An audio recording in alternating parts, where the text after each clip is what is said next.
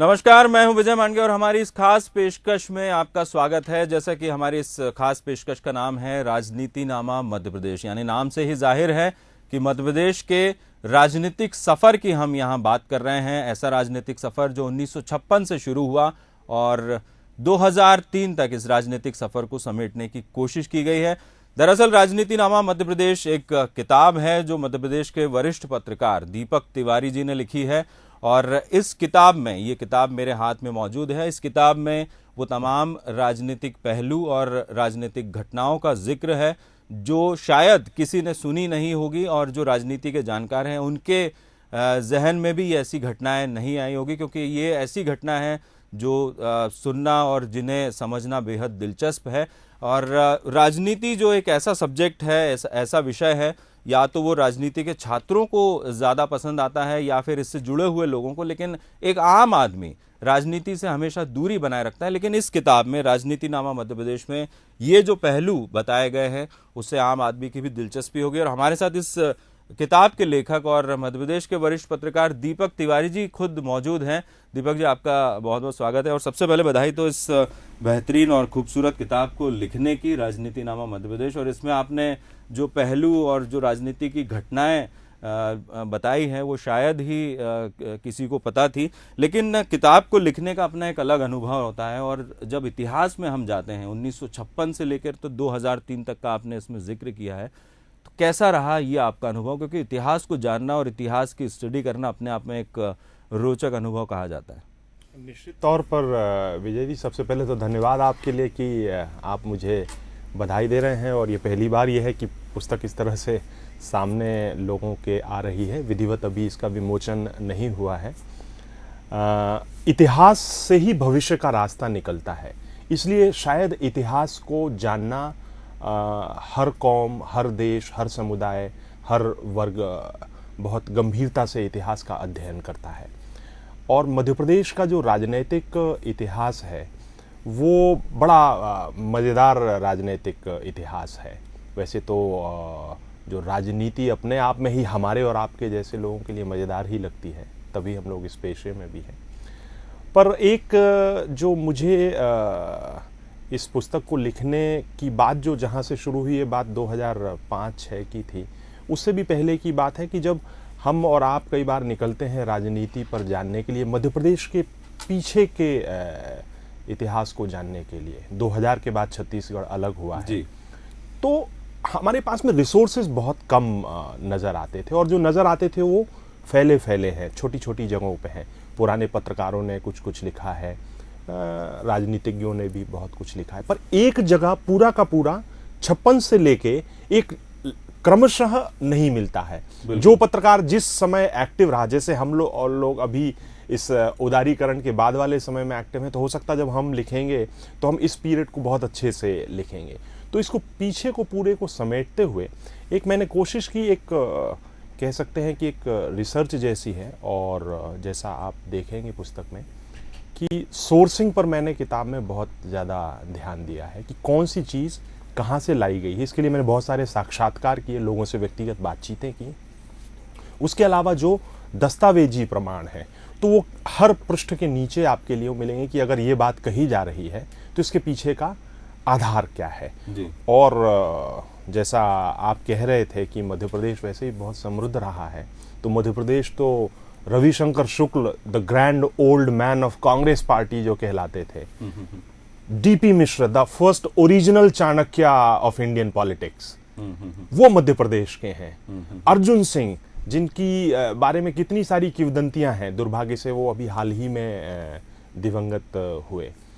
कुशाभाऊ ठाकरे, जो मध्य प्रदेश में जिन्होंने भारतीय जनता पार्टी की जड़ें, जनसंघ की जड़ें जमाई।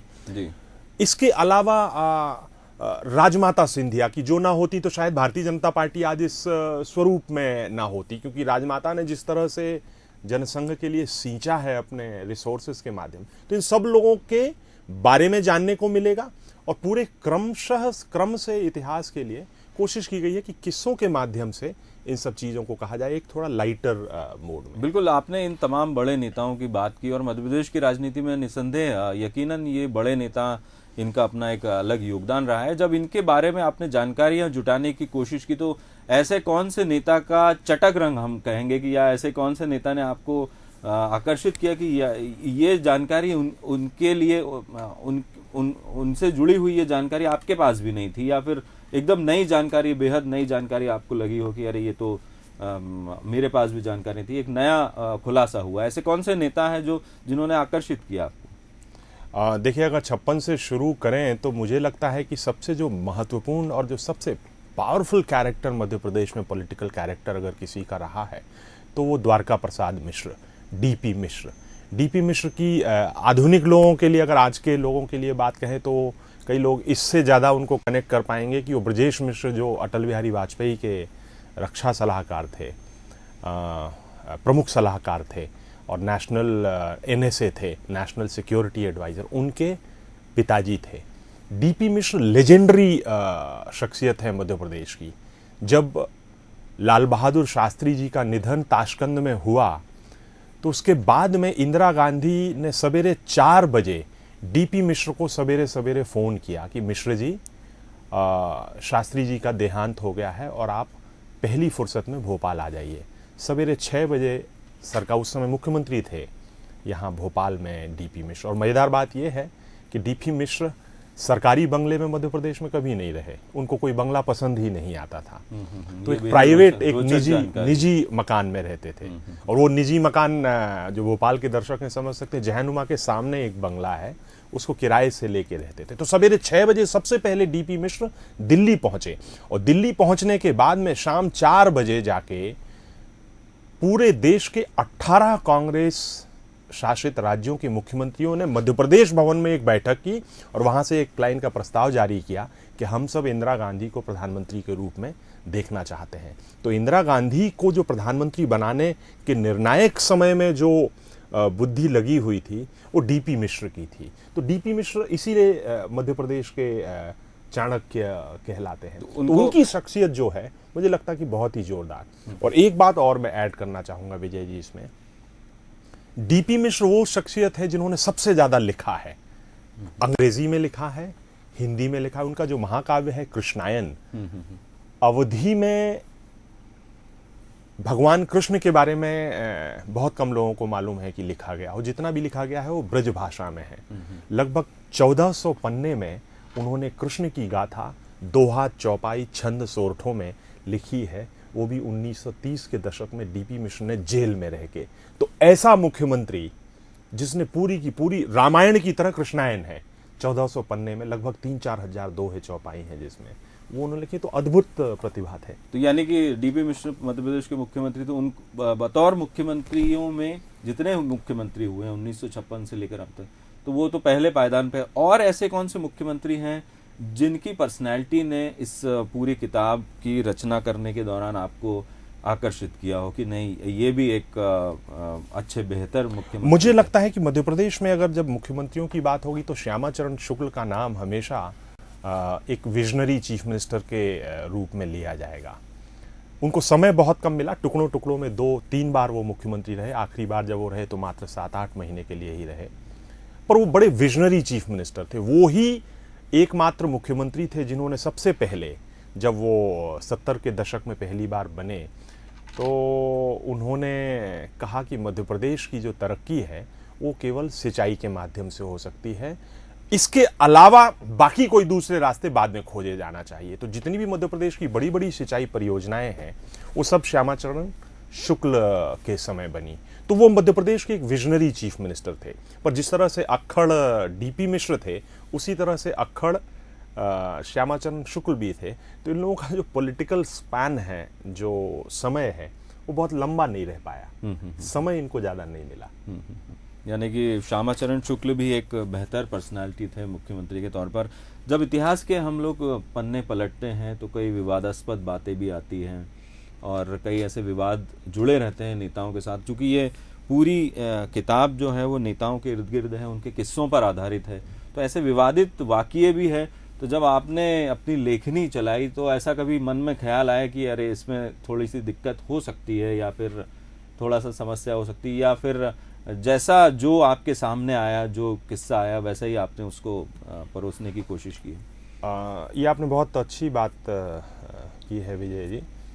अमूमन लेखक इस तरह की चीज़ों पर डिपेंड करते हैं कि कुछ विवादित मामला डाला जाए जिससे पुस्तक का प्रचार प्रसार हो जी।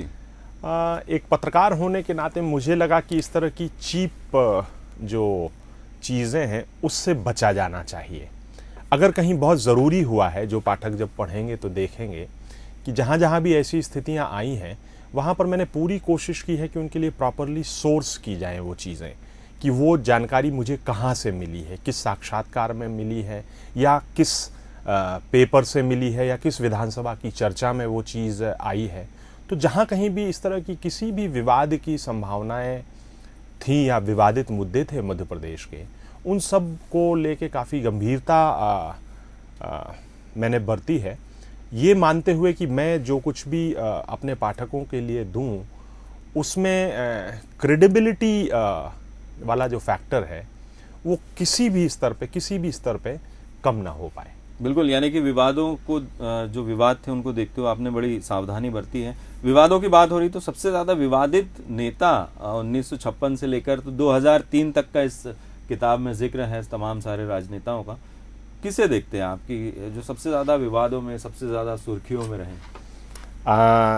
देखिए, अगर जब विवादों की बात करें और मध्य प्रदेश की ग्रोथ की भी बात करें, एडमिनिस्ट्रेशन की, मध्य प्रदेश की कला साहित्य संस्कृति की, तो सबसे ज़्यादा ग्रोथ भी उसी समय हुई है जब विवादों का समय भी सबसे ज़्यादा रहा है। यानी विवादों का समय अर्जुन सिंह के समय को कह सकते हैं कि अर्जुन सिंह की एक शैली थी, जो भी वो काम करते थे, चूँकि वो भी बहुत ही दृढ़ इच्छा शक्ति के साथ काम करते थे, तो कई बार उससे विवाद उत्पन्न होते थे। तो कह सकते हैं कि विवाद वहाँ पर भी रहे। हालांकि डीपी मिश्र के समय भी कम विवाद नहीं हुए हैं, क्योंकि उस समय एक समय ये था मध्य प्रदेश कांग्रेस में कि कांग्रेस विधायक दल की बैठक भोपाल में नहीं हो पाती थी, इसलिए क्योंकि इतने विवाद होते थे, इस बात की पूरी संभावनाएं होती थी कि यहीं जूतम पैजार हो जाएगी, तो इसलिए जो विधायक दल की बैठक है वो भी दिल्ली में करना पड़ती थी। और एक बार जब श्यामाचरण शुक्ल को हटाया जाना तय हुआ, तो जो बैठक है वो इंदिरा गांधी जो उस समय प्रधानमंत्री थी उनके आवास पर हुई, और कोई उस बात से सहमत नहीं था, कोई विधायक उससे सहमत नहीं था। तो कहते हैं कि उस बैठक में जब सेठी जी को मुख्यमंत्री घोषित किया गया, विधायक दल का नेता घोषित किया गया, तो किसी ने ताली नहीं बजाई। इतनी विवाद की स्थिति रहती थी डीपी मिश्र और उस समय अर्जुन सिंह के समय ज़रूर और भी तरह तरह के विवाद, पर अर्जुन सिंह ने एक एडमिनिस्ट्रेटर के तौर पर मध्य प्रदेश में की जो नई शुरुआत की, वो अपने आप में बड़ी विलक्षण है। किताब में इस बात का भी जिक्र है कि अर्जुन सिंह ही एकमात्र शख्स थे जिन्होंने सीएम सचिवालय की अवधारणा जो है वो शुरुआत की थी और उसको उन्होंने आगे बढ़ाया था। उसके बाद बाकी मुख्यमंत्रियों ने भी बढ़ाया था। लेकिन इसमें एक बात का और जिक्र है कि यानी उन्होंने सीएम सचिवालय को मिनी कैबिनेट जैसा बनाया था। ये भी और आपने उस बात में वो पूरी कोशिश करते थे, जो बाद में आके दिग्विजय सिंह के समय तक तो ये हो गया कि वो मंत्री कैबिनेट जब हम कह रहे हैं तो उसमें इस बात तक का ध्यान रखा जाने लगा कि जो अधिकारी हैं उसमें कितने ब्राह्मण, कितने क्षत्रिय, कितने शेड्यूल कास्ट और कितने शेड्यूल ट्राइब के होंगे। तो इस तरह का बैलेंस भी पहली बार मध्य प्रदेश, और अब तो जो सीएम सेक्रेटरिएट है, मुझे लगता है कि पूरे देश में अगर आईएएस को पदस्थापना करने की शुरुआत अर्जुन सिंह ने नहीं, ये पहले से होती रही है, पर उस समय जाके ये जो नंबर ऑफ आईएएस हैं ये बहुत ज्यादा बढ़ गए। कैलाशनाथ काटजू जब मध्य प्रदेश में मुख्यमंत्री बन के आए, तो पिछले जो मुख्यमंत्री मंडलोई थे, भगवंत राव मंडलोई, कैलाशनाथ काटजू ने मुख्यमंत्री सचिवालय का एक भी अधिकारी नहीं बदला, जो अधिकारी चल रहे थे उन्हीं से काम चलाया। और मुख्यमंत्री सचिवालय की ही बात आई, हालांकि मेरी पुस्तक 2003 पर खत्म होती है, पर उमा भारती के शुरुआती वर्ष जो है, उमा भारती जब मध्य प्रदेश में आई तो अपने साथ ही दिल्ली से एक आईएएस अधिकारी को लाई, जिस पर आपत्ति भी, जिस पर यहाँ की ब्यूरोक्रेसी ने कुछ दबे जुबान में आपत्ति भी की। दिग्विजय सिंह और भाई महावीर जो तत्कालीन राज्यपाल थे, उस पर भी आपने बहुत कुछ इसमें प्रकाश डाला है। उनके जो विवाद हैं, तो वो जो टेन्योर है वो कैसा रहा था मध्य प्रदेश का? देखिए, मध्य प्रदेश में राज्यपालों के भी बड़े मज़ेदार किस्से रहे हैं। भाई महावीर हों, चाहे उसके इमरजेंसी के समय सत्यनारायण सिन्हा हैं, सिन्हा थे मुख्यमंत्री। एक बार जब उनको नहाने के लिए लाइफ बॉय साबुन नहीं मिला, तो उन्होंने पूरे वितरक के यहाँ ही छापा डलवा दिया और वितरक के यहाँ पेटियां गिनवाई और उन पेटियों में कुछ साबुन कम निकले, तो उसको लेके उसको उस पर मामला दर्ज करवा दिया। सत्यनारायण सिन्हा थे, फिर उसके बाद में राष्ट्रपति शासन के दौरान शफीक कुरैशी, पुनाचा एक समय रहे हैं। एक समय जब सखलेचा मुख्यमंत्री हुआ करते थे तब पशरीचा जी मुख्य सचिव हुआ करते थे, पुनाचा राज्यपाल थे और सखलेचा मुख्यमंत्री थे। तो अखबारों में हेडलाइन छपती थी चा चा चा उपस्थित थे। तीन चा थे। भाई महावीर और दिग्विजय सिंह का बड़ा जिसको कहा कि बड़ा विवादों का दौर रहा है। और भाई महावीर चूंकि उन लोगों में से हैं जिन्होंने जनसंघ की स्थापना की, जनसंघ के पहले महासचिवों में से वो एक थे। दीनदयाल उपाध्याय ने उनको पहली बार महासचिव बनाया था जनसंघ का। तो जनसंघ के बिल्कुल 3 जो प्रमुख महासचिव थे उनमें से एक थे शुरुआती। उनकी अपनी बिल्कुल फिक्स्ड कन्विक्शंस थे जिस पे वो बिल्कुल डिगते नहीं थे। दिग्विजय सिंह की अपनी शैली थी। तो इस पुस्तक में इन दोनों के जो किस्से, चूंकि ये सब घटनाक्रम मेरे सामने ही हुआ बहुत कुछ, तो आपके दर्शकों को जब वो पढ़ेंगे, आप पढ़ेंगे तो जानकारी इसमें और मिलेगी, आनंद आएगा। बिल्कुल। मैं एक चीज़ और यहाँ बताना चाहूँगा कि इस किताब में इस बात का भी जिक्र है, जब किस्सों की बात चली है तो जिस तरीके से लाइफ बॉय नहाने के लिए नहीं मिला था राज्यपाल महोदय को, तो उन्होंने वितरक के यहाँ छापा डलवा दिया। वैसे ही प्रकाश चंद्र सेठी, जब उनकी कार को एक जीप ने साइड नहीं दी तो उसका जीप वाले को थाने पर खड़ा करवा दिया था। थाने पर उस जीप को ले गए थे प्रकाश चंद्र सेठी। और दूसरी तरफ वो चंबल में डाकुओं पर बमबारी करना चाहते थे एयरफोर्स के विमानों के जरिए। दीपक बिल्कुल सही, बिल्कुल ठीक है। और वो उन्होंने खुद उतर के वो भोपाल से इंदौर जा रहे थे सेठी जी। हालांकि सेठी जी ज्यादातर समय हवाई जहाज में ही चलना पसंद करते थे, पर कभी संयोग से वो जा रहे होंगे तो गाड़ी ने डिपर दिया, उनकी गाड़ी ने आगे चल रही जीप के लिए कि साइड दो साइड दो, पर साइड नहीं दी। फिर ड्राइवर सेठी जी को गुस्सा बड़े जल्दी आता था, वो चूंकि मधुमेह के मरीज भी थे। तो आगे जाके उन्होंने गाड़ी रुकवाई और खुद निकल के डंडे उन्होंने जीप में मारे।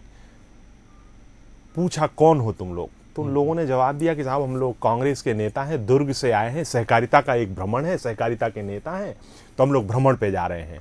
तो उस समय सेठी जी दुर्ग के सहकारिता के एक बैंक स्कैंडल से बड़े नाराज थे। तो वो उनने उसको कनेक्ट किया, उनने कहा कि इस गाड़ी को ले जाके थाने में खड़ी कर दो और 24 घंटे इन लोगों को जीप में से बाहर मत उतरने दो। फाइनली जब मोतीलाल वोरा को पता चला, उन्होंने फोन किया, तब बेचारे नेता छूटे। और ये चंबल के डाकुओं पर एयरफोर्स के विमानों के जरिए बमबारी करवाना, क्या ज्यादा त्रस्त हो गए थे सेठी जी? उस समय डकैत समस्या थी। देखिए, सेठी जी के समय ही चंबल में जो विनोबा जी का आंदोलन, विनोबा जी का जो समर्पण हुआ था वो उसी समय हुआ था। उसके पहले पर ऐसा कहते हैं कि सेठी जी दबाव बनाना चाह रहे थे और बड़े सिस्टमेटिकली उन्होंने दिल्ली में जाके इस तरह की चीज़ें एयरफोर्स से रिक्वेस्ट की। जो एक उस समय के तत्कालीन पुलिस अधिकारी हैं, उनके हवाले से मैंने इसमें कोट किया है कि एयरफोर्स से रिक्वेस्ट की और कहते हैं कि शायद जानबूझ के उन्होंने ये खबर लीक भी करवा दी कि डाकू इससे डर जाएं कि अब ऊपर से बम गिरेंगे। हालांकि बहुत ही इम्प्रैक्टिकल सा जान पड़ता है, क्योंकि आज जब नक्सलियों पर आज तक इस तरह की कोई कार्यवाही नहीं हो पाई और एयरफोर्स वैसे भी दुनिया जानती है कि वो विदेशी दुश्मनों से लड़ने के लिए है, घर के भीतर लड़ने के लिए नहीं है।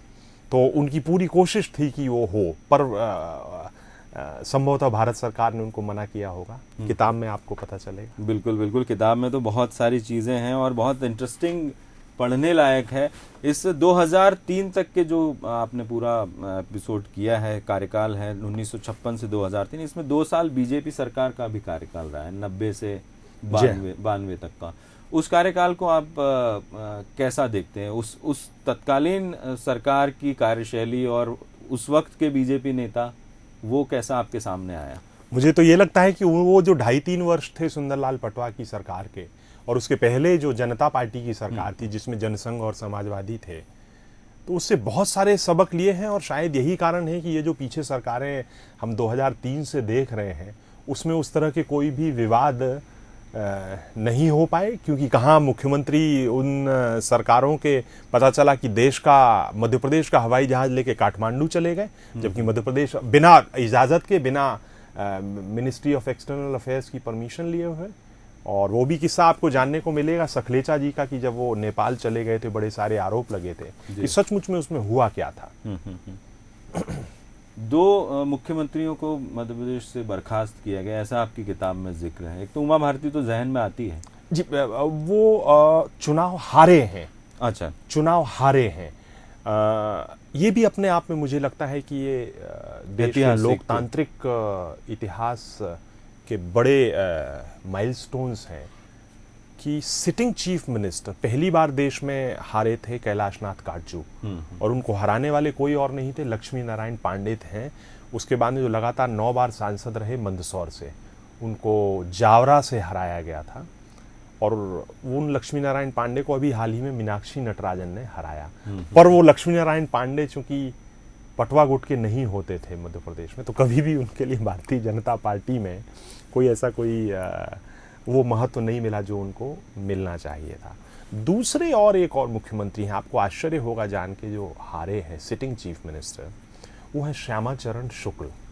ये बहुत कम लोगों को ये पता है, चूंकि क्या हुआ था कि जब श्यामा चरण शुक्ल ने इस्तीफा दिया, उसके इमीडिएट बाद राष्ट्रपति शासन लग गया था। 3-4 महीने के राष्ट्रपति शासन के इमीडिएट बाद में चुनाव हुए, और उस चुनाव में वो राजिम से संत पवन दीवान, छत्तीसगढ़ के जो पवन दीवान हैं, उनके हाथों हार गए थे। उसके बाद में तीसरा मुख्यमंत्री अगर कोई हारा है तो शिबू सोरेन झारखंड में। इसके अलावा कभी कोई सिटिंग चीफ मिनिस्टर मेरी जानकारी में नहीं हारा है। यानी कि मध्य प्रदेश की जो राजनीति है वो कई ऐतिहासिक घटनाओं को अपने में समेटे हुए हैं, और इस किताब में आपको ऐसी कई घटनाएं पढ़ने को मिलेगी।